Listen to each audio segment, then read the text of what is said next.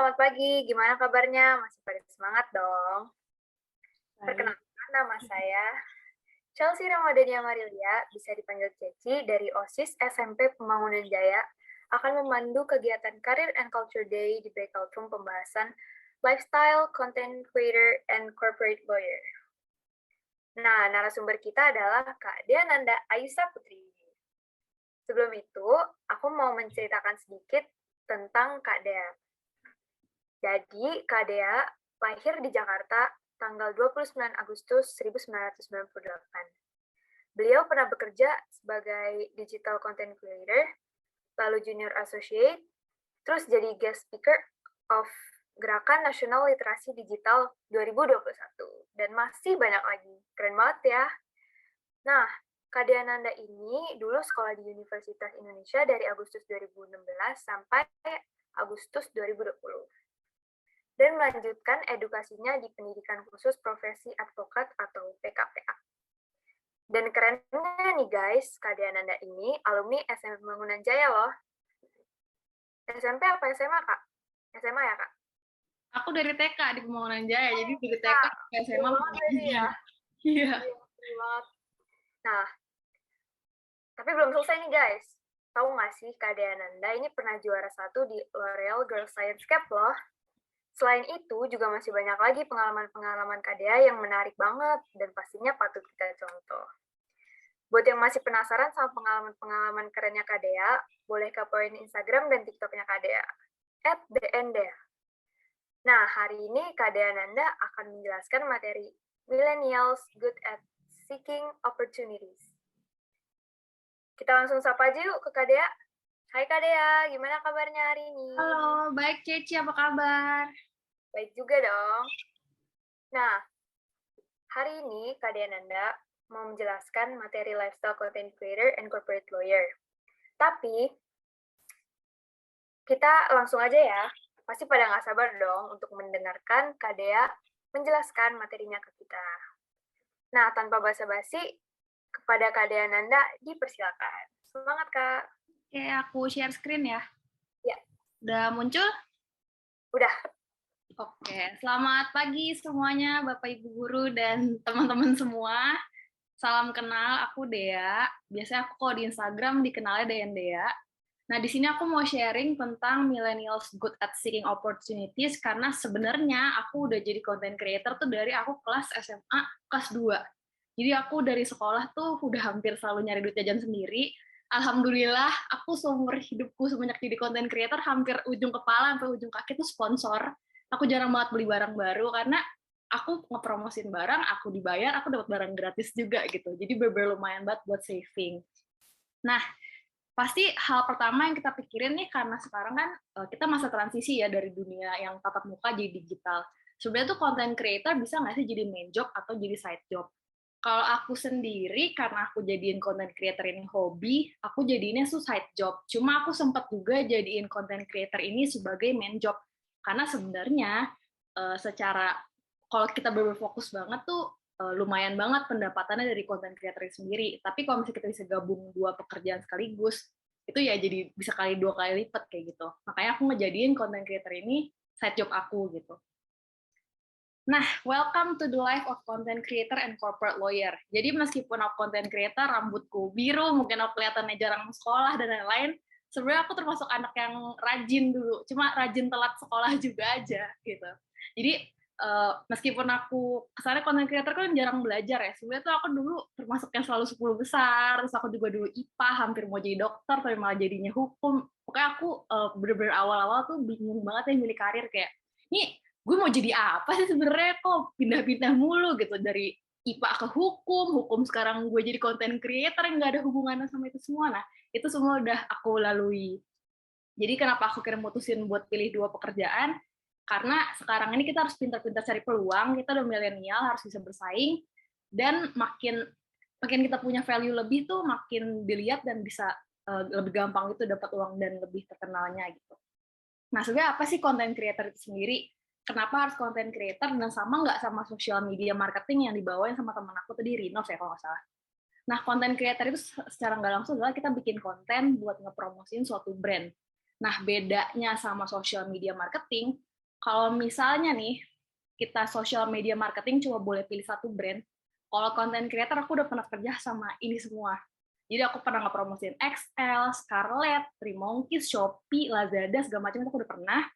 Dan aku nggak ada limitasi buat ngepromosiin brand. Karena kenapa?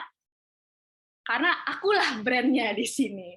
Jadi kalau misalnya kita sebagai social media marketing tuh kita ngerepresentasiin satu brand, kalau misalnya sebagai content creator tuh kita ngepresentasiin semua brand karena kita yang jadi brandnya. Jadi kita yang build audience, kita yang bikin engagement sama audience, gimana caranya followers percaya sama kita, terus kita juga bikin review gimana, itu semua harus jujur dari kita sendiri. Nah, ini adalah beberapa portofolio aku. Biasanya kan aku dikenal sebagai DNDA nih di media sosial. Jadi waktu sekolah tuh kenapa aku dipanggilnya DNDA? Karena Dea kan banyak nih, semua orang namanya Dea. Nah, karena aku namanya Dea Nanda, dipanggil sama teman-teman DN, makanya aku username-nya DNDA. Nah, aku awal mulai itu sebenarnya waktu SMA.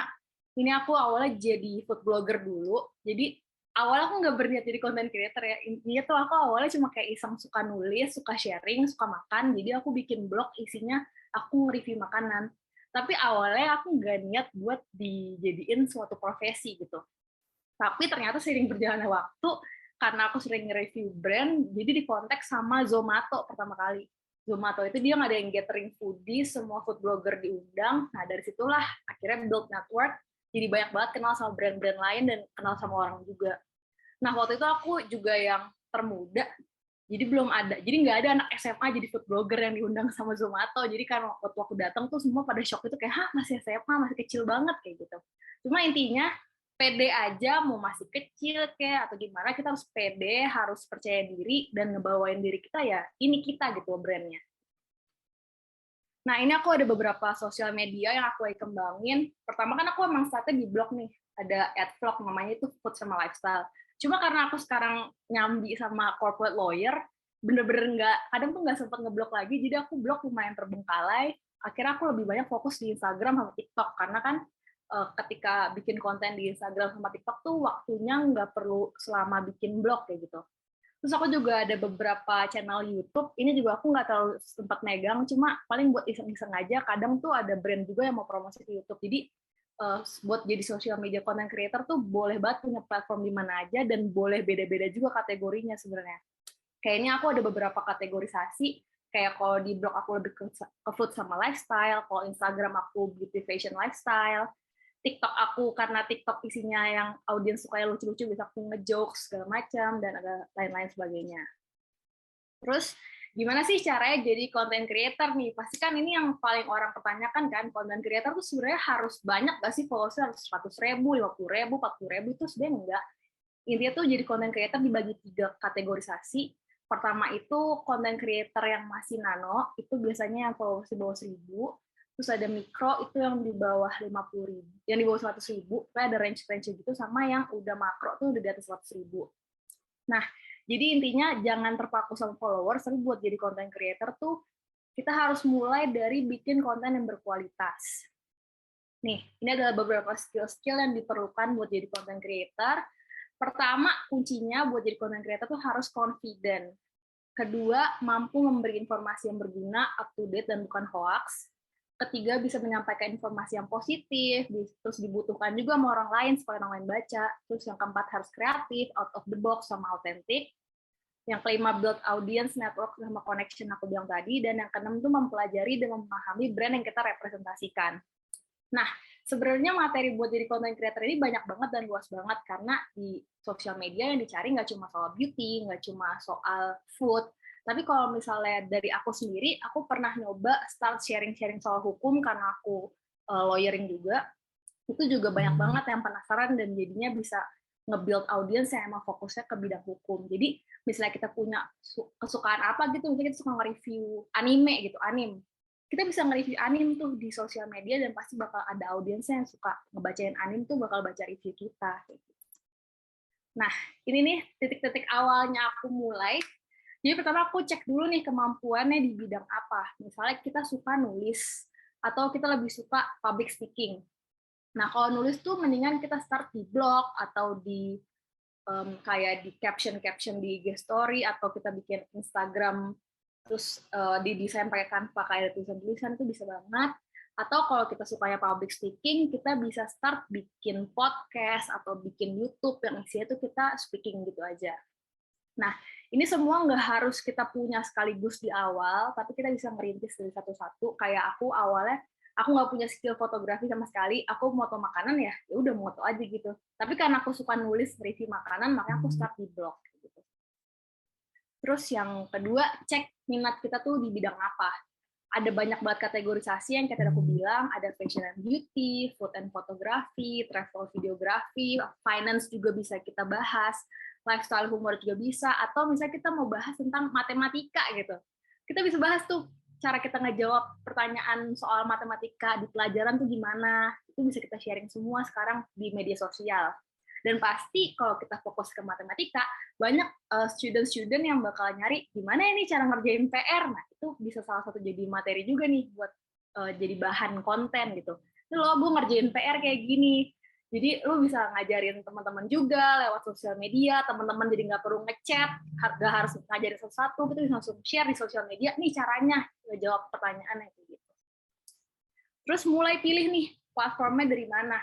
Misalnya kita lebih suka ngomong, tapi kita nggak pede nih kalau muka kita kelihatan di video. Mulailah dari podcast kayak di Clubhouse yang kemarin sempat trendy, atau Spotify. Terus kalau misalnya kita sukanya yang video-video pendek, ada lagunya gitu. Suka sharing-sharing bentar doang, nah itu kita bisa pakai pilih TikTok atau snack video. Kalau suka foto-foto nih, wah sukanya tempat-tempat hits, atau nggak suka makan-makan enak, pengennya yang dilihat banyak orang cepat, itu bisa pakai Instagram atau Pinterest. Dan kalau misalnya kita cuma suka nge-tweet update status doang, itu bisa pakai Twitter. Terus juga bisa pakai WordPress kalau misalnya mau ngeblog, atau Blogspot. Juga kalau kita sukanya nge-vlog atau bikin video sharing dan segala macam, suka ada mukanya, suka ada suaranya, pilih YouTube. Pokoknya disesuaikan aja sama kemampuan kita ngedit, kemampuan waktu kita punya berapa lama, dan emang hobinya di bagian mana. Gitu. Next action-nya kalau misalnya udah tahu nih, udah tahu personal branding, udah tahu mau start di mana, tinggal fokus ke konten yang berkualitas. Jadi kalau misalnya kita bikin konten-konten, kita tuh jangan fokus sama likes dulu. Kadang kan kita fokus kayak, aduh follower sedikit nih malu, aduh likes kok cuma 2 orang ya malu gitu. Nah itu jangan, karena kalau kita bikin konten yang berkualitas terus, nanti lama-lama tuh audiensnya bakal datang sendiri gitu. Yang penting kita emang ngerti nih bidang kita apa, terus kita emang suka ngelakuinnya, jangan kepatok kayak, aduh pengen bikin duit, jangan kayak gitu. Emang kita harus hobi dulu dari awal supaya enak ngelakuinnya. Nah, terus mulai dari situ bisa riset-riset konten yang kita suka, terus mulai fokusin konten mana sih nih yang disukai sama audiens. Saya audiens lebih suka ngelihat kamu bahas lagi makan gitu, maka kita harus mulai fokusin ke konten makan.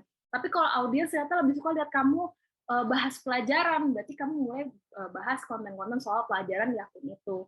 Jadi kita lebih ngefokusin ke keinginan dari audiens sama kemampuan kita. Jadi jangan maksain audiens suka otomotif, kita nggak ngerti otomotif, kita bahas mobil gitu kan nggak nyambung. Jadi ya nanti audiensnya bingung.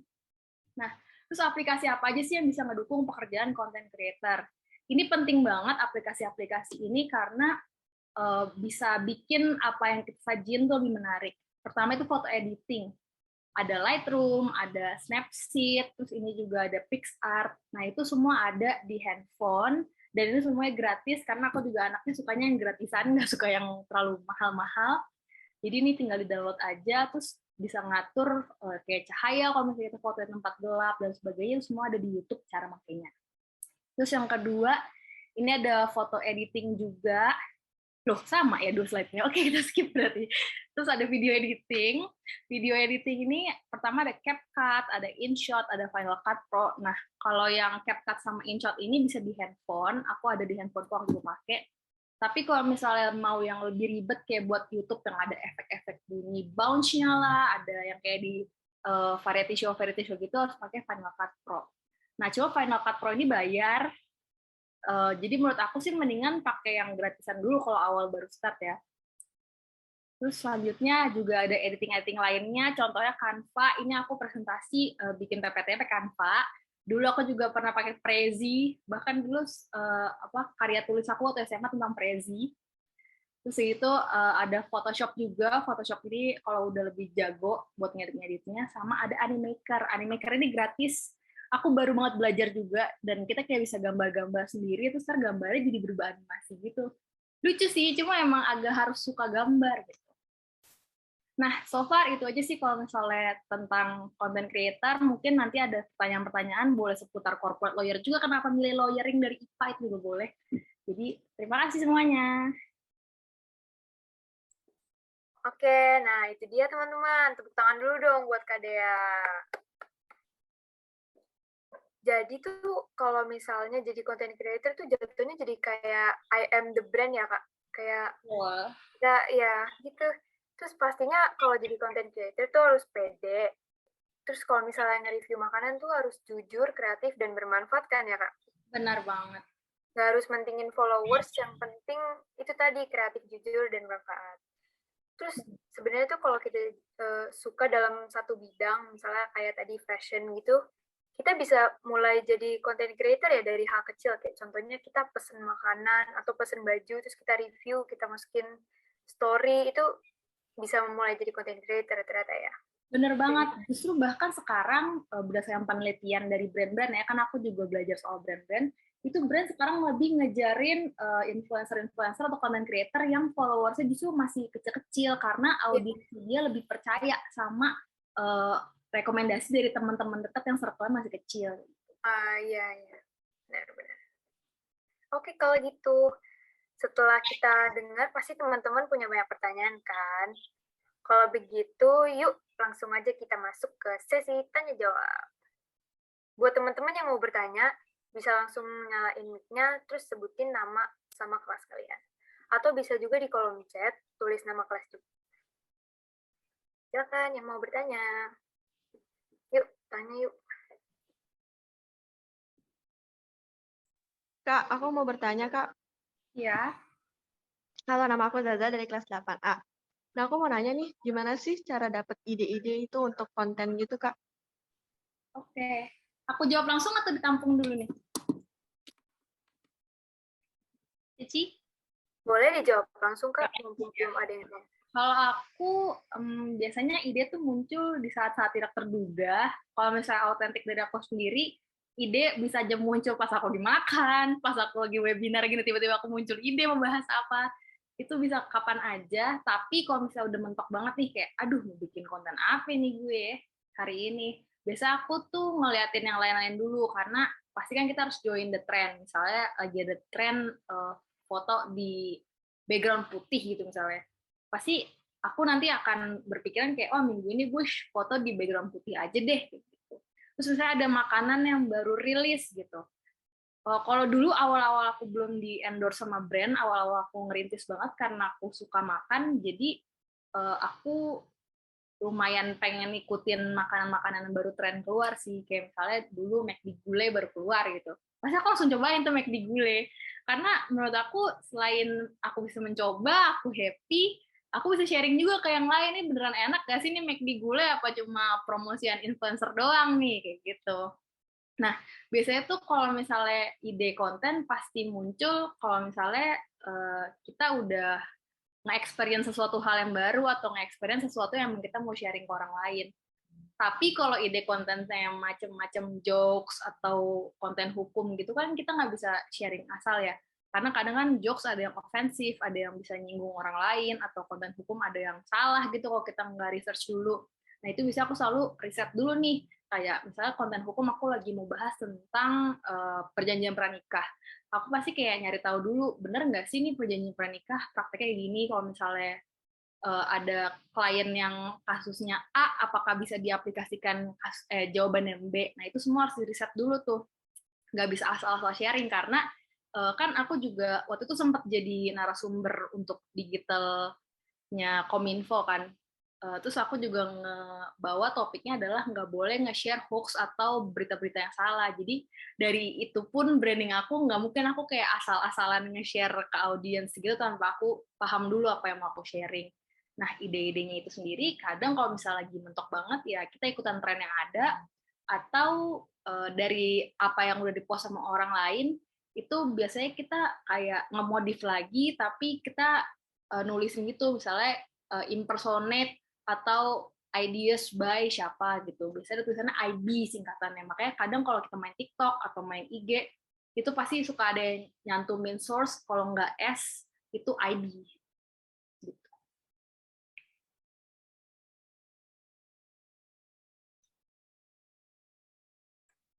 Gimana Zaza, udah terjawab belum pertanyaannya?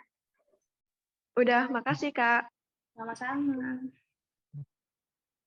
Ayo teman-teman, ada yang mau nanya lagi?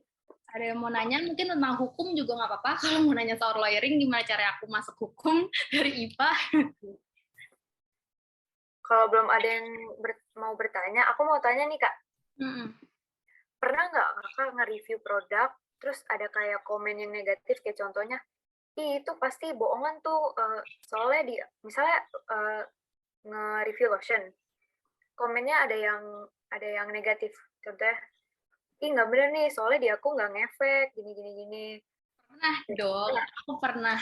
Tapi biasanya kalau skincare jarang ya, kayak kalau lotion atau gimana, karena kalau skincare kayaknya masyarakat udah tahu kalau skincare tuh cocok-cocokan. Cuma biasanya makanan tuh paling sering. Misalnya menurut aku makanan ini enak banget gitu.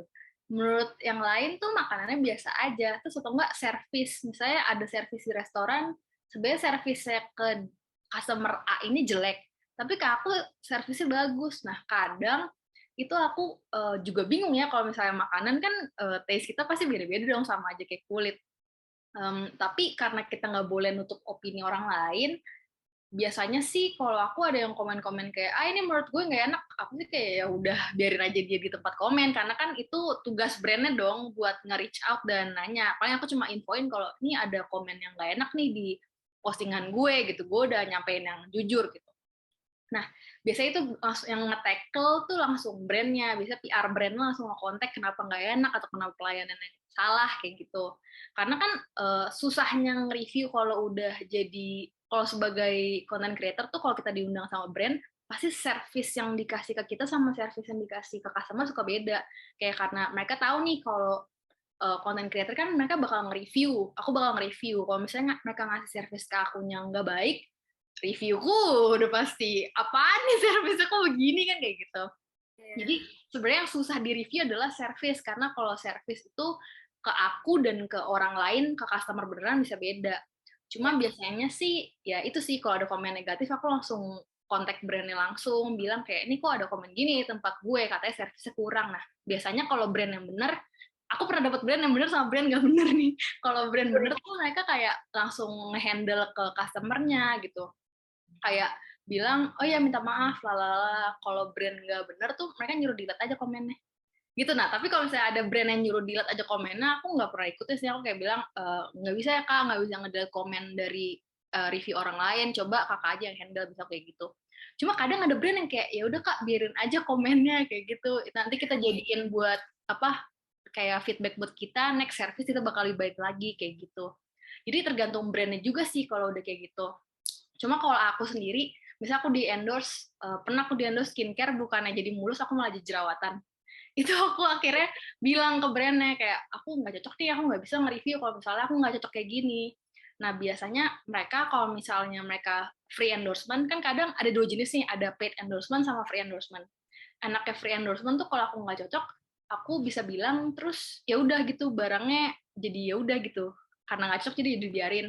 Tapi terus aku nggak wajib nge-review. Cuma kalau misalnya paid endorsement kan aku nggak mungkin nge-review, karena brandnya udah bayar. Biasanya aku refund. Jadi kayak aku bilang kayak aku nggak cocok nih sama produknya, aku jerawatan, aku izin nggak review, aku refund ya kayak gitu. Nah ada beberapa brand yang minta barangnya balik, minta diantar balik, ada yang enggak. Cuma kalau aku kan kebijakan content creator beda-beda. Kalau aku nggak bisa ngebalikin barang, tapi aku bisa nge-refund duit. Nah, barang kalau mau dibalikin, silakan di-pick up di rumah aku, kalau kayak gitu. Karena aku males banget ke JNE. Sebenarnya aku males tuh kalau misalnya di return tuh males ke JNE-nya. Bukan karena males keluar uangnya, aku males JNE-nya aja. Kayak jauh kan, terus sekarang lagi WFH gini, mager banget. Pagi-pagi gitu sih palingan. Oh ya, oke. Makasih Kak. Sama-sama. Ayo teman-teman, ada yang mau nanya lagi nggak? Kak, aku mau tanya dong. Oke, Hara. Kalau misalkan kita free endorsement nih. Itu gimana sih caranya bedain ini brandnya brand bener atau brand yang nggak bener gitu? Brand bener nggak bener maksudnya dia brand palsu atau bukan atau gimana nih? Maksudnya kayak brandnya yang bener-bener brand bagus atau cuman brand kayak brand abal-abal doang gitu? Oh, aku ngerti, aku paham. Jadi maksudnya gini ya, kan kadang ada brand-brand yang baru ngerintis gitu kan, yang produknya kita nggak tahu udah bepom atau belum. Iya. Nah, kalau skincare itu aku biasanya, karena aku hukum juga, jadi aku ngerti cara ngecek bepom dan lain sebagainya. Jadi aku biasanya ngecek dulu nih, kalau skincare aku cek ingredients-nya dia, aku cek brandnya udah terdaftar atau belum di BPOM, BPOM. Kalau misalnya dia udah ada sertifikasi BPOM-nya, biasanya aman. Cuma karena aku mukanya sensitif, aku kulitnya sensitif banget, jadi aku sebelum nerima produk tuh aku biasanya nanya dulu ke brandnya, boleh di list gak ingredients-nya dia apa aja, takutnya aku ada yang alergi. Pokoknya pokoknya kita harus cross check ke brandnya. Terus kadang aku juga kalau brandnya baru banget gitu, benar-benar belum ada yang pakai sama sekali, aku nggak berani nge-review karena kan aku audiensnya udah lumayan banyak. Terus kalau misalnya aku ngepromosin brand yang bener-bener nol, dia belum pernah nge-review siapapun, takutnya misleading gitu loh. Jadi biasanya aku cek dulu nih dari Instagramnya dia, aku cek terus ada nggak ya brand-brand yang udah pernah review, atau kalaupun dia belum ada brand yang review sama sekali, belum ada content creator yang review sama sekali, aku pasti nanya ingredients lengkap, fungsinya apa, udah BPOM atau belum. Terus kalau makanan susah ya. Kalau makanan sih biasanya mereka ada di Gojek atau enggak. Biasanya kalau belum ada di Gojek aku nggak berani. Kayak makanan yang masih rumahan itu biasa aku ngepromosiin yang aku udah kenal aja, kayak kalau di teman ke teman gitu kan enak ya. Cuma kalau misalnya random banget aku agak takut juga ya, karena kan suka ada kasus-kasus pembunuhan lewat ngirim makanan gitu kan. Jadi aku mendingan kalau aku nggak kenal gitu tapi makanan dia belum terkenal, aku sih nggak berani. Pokoknya harus pinter-pinter aja sih pilih brandnya. Kayak hati-hati juga, kita kan sebagai content creator mungkin ada yang nggak suka, nanti tiba-tiba ngirimin santet ke rumah, kan nggak lucu. Kayak gitu. Udah cukup ini terjawab Kak Hara? Ya Kak, thank you ya Kak. Sama-sama.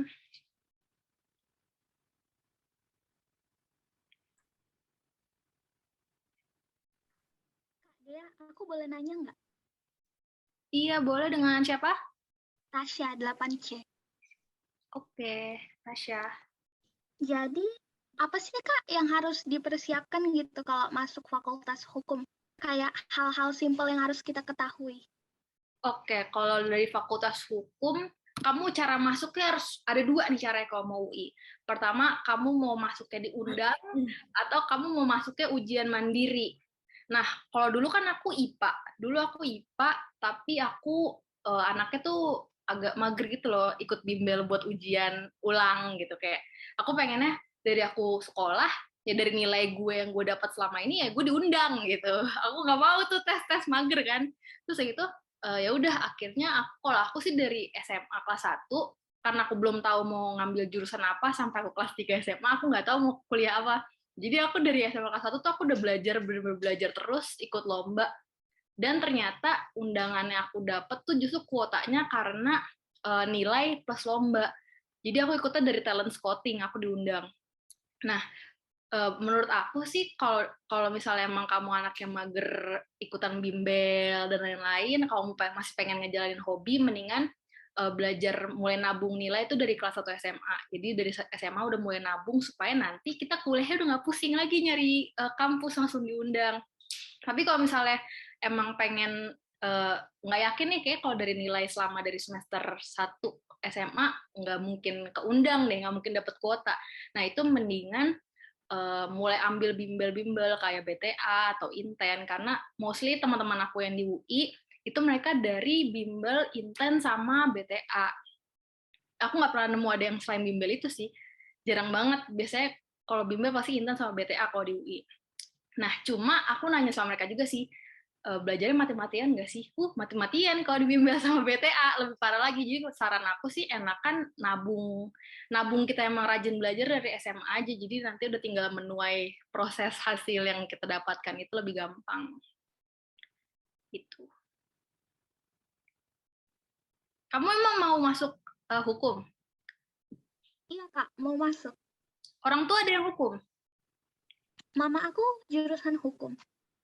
Kayak enak sih itu bisa mulai-mulai nyicil-nyicil belajar juga PKN dari sekarang, karena lumayan banyak sih kewarganegaraan yang keluar di hukum. Aku semester awal isinya kewarganegaraan semua.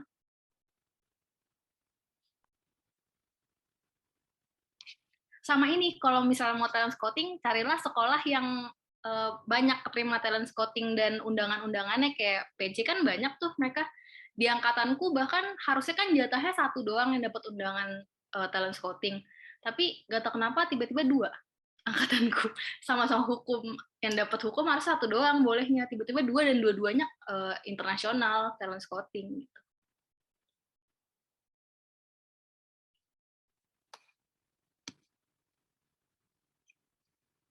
Ada lagi yang mau bertanya?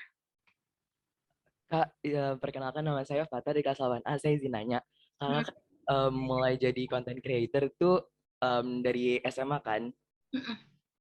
Nah, kakak nih kayak apa ya?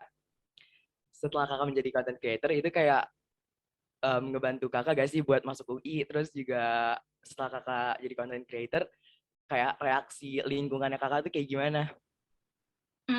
Sebenarnya content creator aku sama UI lumayan tidak berhubungan, karena jurusan aku kan hukum. Hukum tuh biasanya apa ya, dilihat itu sebagai suatu jurusan yang serius banget, gak pernah berhubungan sama hal-hal kreatif gitu kan, karena hukum jurusannya jurusan macam dokternya IPS gitulah secara nggak langsung. Nah, kalau dari content creator sendiri, apakah bisa ngedukung jadi UI? Kayaknya menurut aku nggak ngaruh sama sekali, karena UI itu sangat ngelihat akademis. Jadi yang bisa ngebantu aku ke UI itu sebenarnya lebih ke akademis aku dulu. Emang udah nabung nilai dari SMA kelas 1, dan ikut lomba-lomba. Karena lomba-lombanya itu yang bikin aku ada sertifikat banyak, jadinya bisa diundang masuk UI.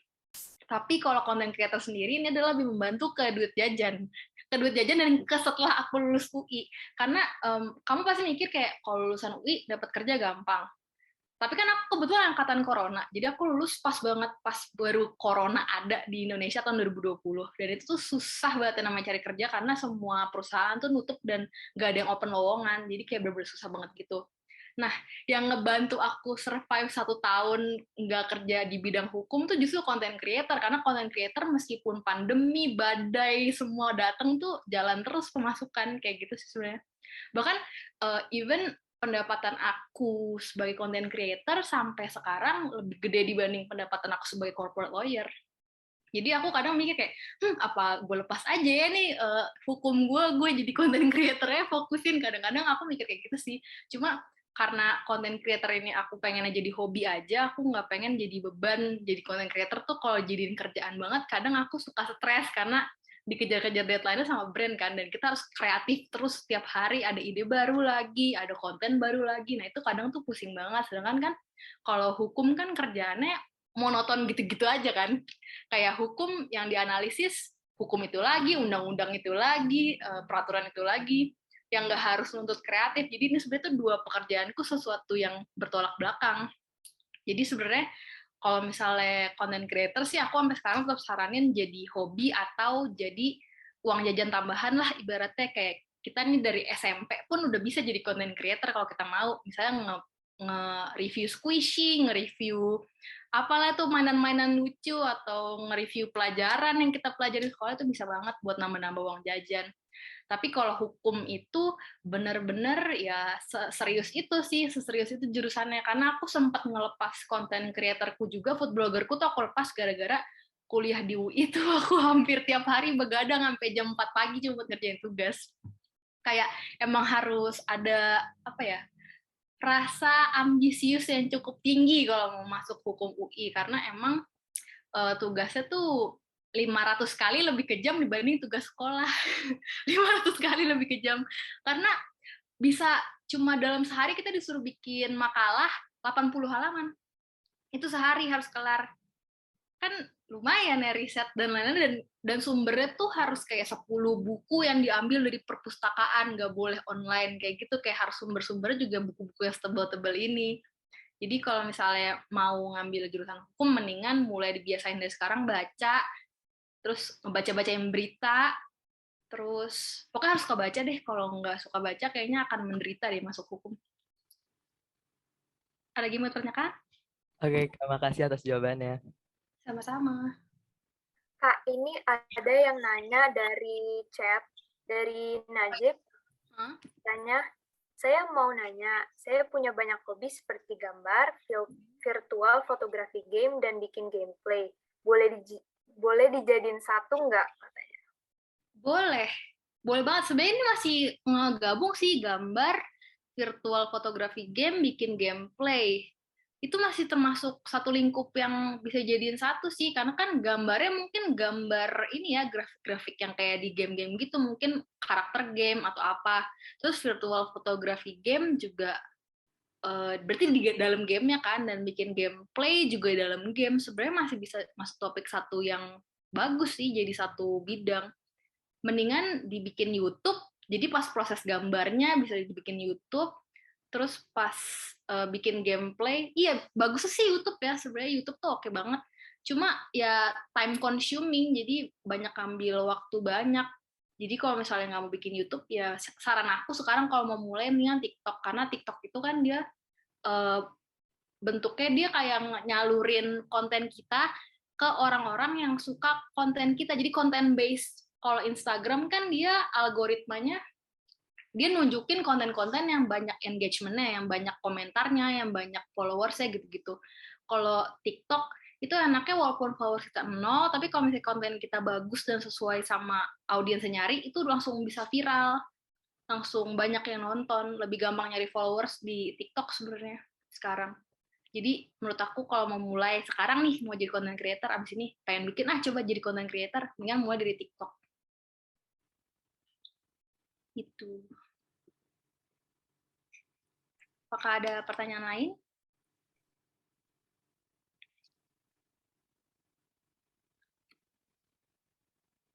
Kak, aku boleh nanya lagi nggak?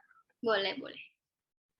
Kan tadi kata kakak udah jadi content creator dari SMA ya, Kak?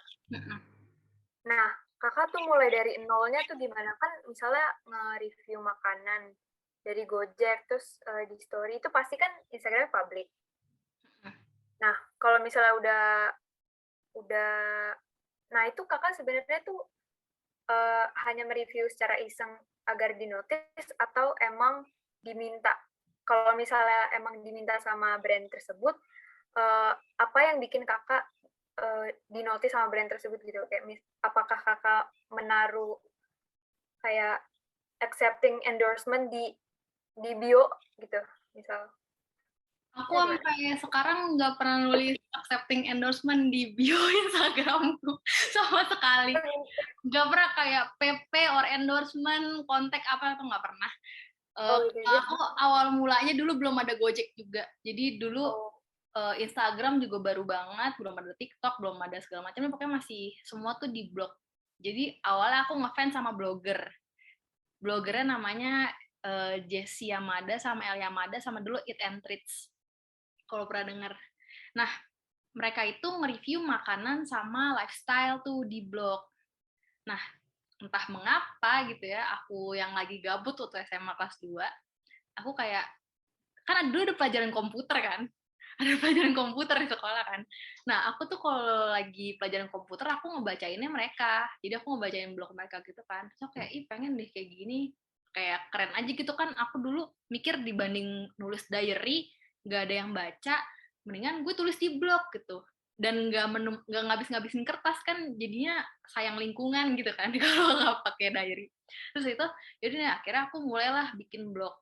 Awalnya bikin blog harapannya bukan supaya di endorse, harapanku bikin blog adalah supaya aku bisa temenan sama si blogger yang aku fans ini. Jadi aku mikir kayak, gue pengen bikin blog, so gue pengen ketemu mereka gitu, pengen di notice lah ibaratnya, kayak karena ngefans gitu kan. Akhirnya aku bikinlah blog. Terus segitu awal-awal bikin blog juga kenapa milihnya food blogger, gara-gara aku demen makan kan. Jadi dulu aku gendut banget, aku 70 kilo kayak deh. Dulu aku belum sekurus ini. Dulu aku gendut banget, aku hobi makan, terus teman-temanku tuh suka nanya aku soal makanan, kayak ini enak gak sih, enak gak sih? Karena aku capek ditanya gitu terus, lu nanya gue mulu yang enak apa? Akhirnya aku bikin blog. Jadi kalau misalnya ada temanku nanya, nih lu baca aja blog gue udah nge-review gitu. Terus aku bikin blog, tiba-tiba pas aku bikin blog kan aku nggak, di blog kan nggak bisa ngetek brand gitu kan, jadi nggak ada brand yang bisa lihat gitu, kecuali dia nge-search di Google. Tapi kalau blogger kecil kayak aku juga nggak mungkin muncul di atas gitu kalau zaman dulu. Aku nggak tahu kenapa, pokoknya nggak tahu ada keajaiban apa, tiba-tiba aku dikontak sama Zomato, di komen, mau nggak datang ke Zomato Foodies. Jadi ada gathering gitu, nyobain makanan dulu di Sulawesi, Kemang, makanan Sulawesi gitu di Kemang. Sudah kan, aku datang tuh. Aku belum bisa nyetir waktu itu, aku masih dianterin sama mamaku. Terus itu ya udah aku datang, tapi karena aku takut sendirian, akhirnya aku datang sama kakakku. Karena kan takutnya, aku kan dulu nggak tahu ya Zomato apaan. Zomato juga baru ada banget gitu.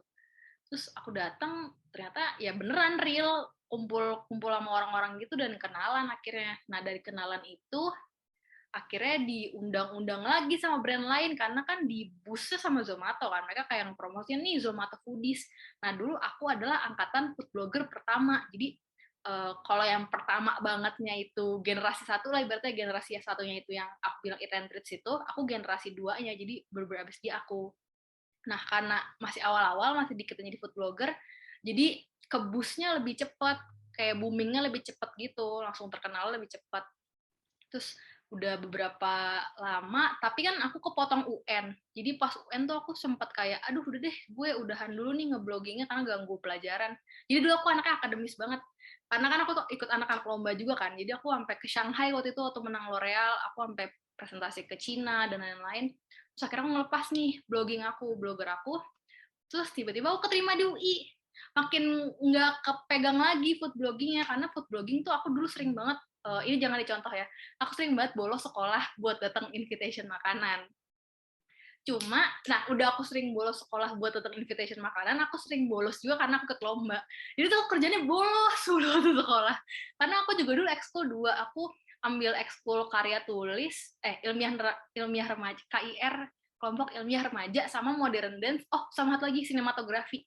Jadi aku seminggu masuk sekolah cuma 2 kali kayaknya. Karena Senin, Selasa, Rabunya lomba, atau enggak, pokoknya 3 hari tuh aku selalu lomba tiap minggu. Kayak dulu aku kalau misalnya sekolah tuh kayak, ini anak lomba nih, sampai dipisahin sendiri gitu, gara-gara aku lomba terus. Terus kayak, yaudah kan aku mikir kayak, aduh udah gue Senin sampai Rabu bolos mulu lomba, kalau gue plus food blogging lagi, gue bolos lagi 4 hari nggak pernah sekolah jadinya. Akhirnya aku food blogging karena harus pemantapan dan lain-lain, akhirnya aku mengorbankan konten kreatorku dulu, karena aku mikirnya ya ini kan gue hobi, kalau gue lakuin terus, dulu kan zaman dulu kan ngerasa kayak yang food blogger, content creator gitu-gitu kan masih pekerjaan nggak jelas ya dulu dibilangnya. Sampai sekarang juga dibilang nggak jelas ya karena freelance. Jadi nggak jelas jenjang karirnya gitu. Aku juga takut. Terus kan mama papaku yang kuno gitu. Mama papaku tuh yang tipe anak harus dokter atau hukum. Kakakku dua-duanya dokter gigi. Terus aku kayak, aduh bu kalau kagak dokter atau hukum dibuang ini dari silsilah keluarga. Terus akhirnya ya udah, akhirnya aku mengorbankan content creator, aku fokus kuliah, ngambil hukum kan nih, si keluarga kolot yang mau dokter sama hukum doang ini, akhirnya aku ngambil hukum juga. Terus ternyata seiring berjalannya waktu kok tetap dapat aja gitu endorsement dari brand, cuma shifting dari food karena aku nggak bisa datang bolos kuliah kan limitin maksimal 3 kali. Kalau 3 kali nggak masuk langsung kagak lulus kalau kuliah. Jadi aku kayak ngelepas yang food blogger karena harus datang event pas lagi kelas. Terus aku akhirnya fokusnya ke lifestyle sama beauty karena endorsement tiba-tiba jadi skincare. Terus ini rambutku juga endorse nih warna biru. Dulu aku pernah di endorse juga rambut warna biru. Terus aku make up segala macam, ya udah akhirnya sering berjalannya waktu jadinya ke beauty sama fashion kayak sekarang deh. Jarang food kok. Terus semenjak itu ya alhamdulillah aku beratnya turun. Karena kan udah nggak food, aku sekarang udah kurusan jadi lebih sehat. Gitu. Enak sih sebenarnya. Jadi content creator tuh intinya kita jadi nggak perlu beli barang apa-apa karena semuanya sponsor. Terus udah sponsor dibayar pula. Kalau kita kerja yang biasa kan kita dibayar karena pekerjaan kita, baju, makan, segala macam perawatan kita harus bayar lagi pakai gaji gitu sih. Kalau ini kan nggak, udah dapat included semuanya. Enaknya gitu. Oke deh Kak, makasih atas jawabannya. Sama-sama. Oke guys, sesi tanya jawabnya udah mau habis nih, jadi langsung aku tutup aja ya. Kalau masih ada yang mau bertanya, boleh DM via Instagram atau TikTok Kak Dea, @dndea. Jangan lupa di-follow juga ya. Gimana nih teman-teman, semua pertanyaannya udah terjawab kan? Oh iya, nggak kerasa nih waktu kita udah mau habis. Tapi sebelumnya, boleh nih Kak memberikan closing statement untuk kita semua. Silahkan Kak untuk closing statement-nya. Closing statementku, aku moto hidup cuma ada 2. 1, do things with passion. Jadi apa yang harus kita lakuin tuh harus sesuai sama passion, karena kalau nggak sangat berat sekali menjalaninya. Terus yang kedua adalah jadikan diri kita sendiri sebagai brand. Supaya kita bisa ngerepresentasiin semua brand. Jangan mau cuma jadi satu hal yang ngikutin orang lain, terus kita jadi nggak punya ciri khas sendiri gitu.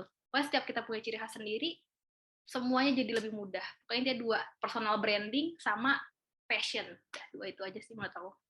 Nah, itu dia guys. Keren banget ya. Tepuk tangan lagi dong buat Kak Dea. Yeay. Makasih banyak ya Kak Dea, karena telah berkenan hadir untuk berbagi ilmu kepada kita semua. Sama-sama. Sesi diskusi hari ini udah selesai. Terima kasih kepada Bapak, Ibu Guru, dan teman-teman sekalian yang udah nyimak dan aktif bertanya di acara Career and Culture Day hari ini. Semoga materi yang kita dapat bermanfaat untuk kita semua. Saya Ceci selaku moderator, izin undur diri. Oh ya, untuk kakak alumni dimohon untuk tunggu sebentar ya, karena habis ini ada sesi testimoni dengan Bapak Ibu Guru pendamping. Dan untuk teman-teman, setelah ini bisa balik lagi ya ke main room, karena masih ada beberapa narasumber lagi. Oke guys, bye-bye. Sampai jumpa di acara berikutnya. Wassalamualaikum warahmatullahi wabarakatuh. Bye-bye.